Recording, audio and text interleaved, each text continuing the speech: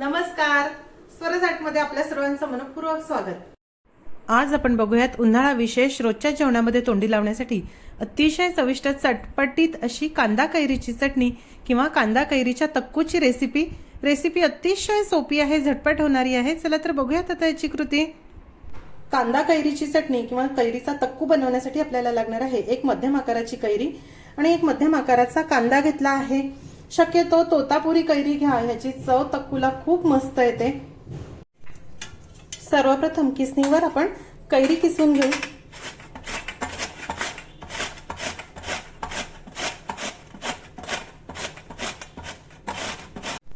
कैरी किसून झाली, आता ह्याच ताटामध्ये आपण कांदा देखील किसून घेऊया।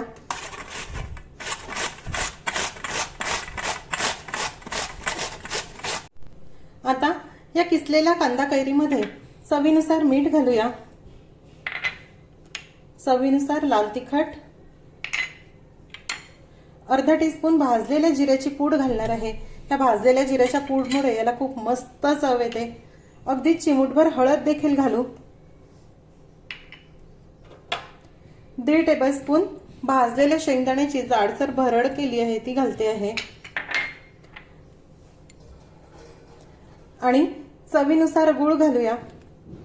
तुम्हाला हा तक्कू किती गोडसर किंवा किती आंबट हवा आहे त्यानुसार हे घाला। एक वेळा हे नीट मिक्स करून घेऊ।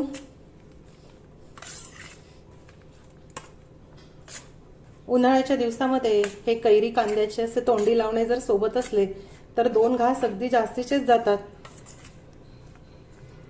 अगदी जिभेला चव आणणारा हा पदार्थ आहे, नक्की करून बघा।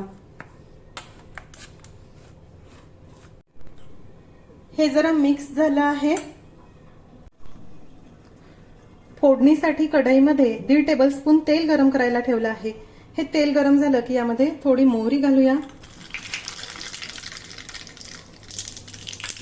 मोहरी चांगली तळतळली की पाव टीस्पून हिंग घालूया। गॅस बंद करू। ही हिंग आणि मोहरीची फोडणी आता ह्या कैरीवर घालूया।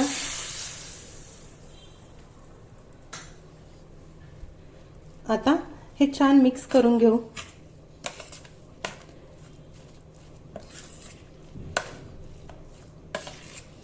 अगदीच ताजं बनवा आणि खा असा हा कैरीचा तक्कू आहे। रोजच्या जेवणामध्ये तोंडी लावण्यासाठी अतिशय चविष्ट असा कैरीचा तक्कू किंवा कांदा कैरीची चटणी किंवा कांदा कैरीची कोशिंबीर तयार आहे।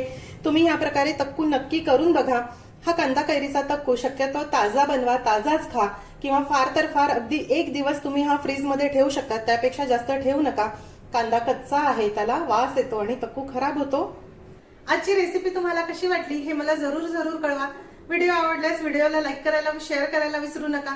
माझ्या चॅनलला देखील नक्की सबस्क्राईब करा। अशीच एक छानशी रेसिपी घेऊन भेटूया स्वराजाटच्या पुढच्या भागामध्ये। तोपर्यंत चवीने खा आणि निरोगी राहा।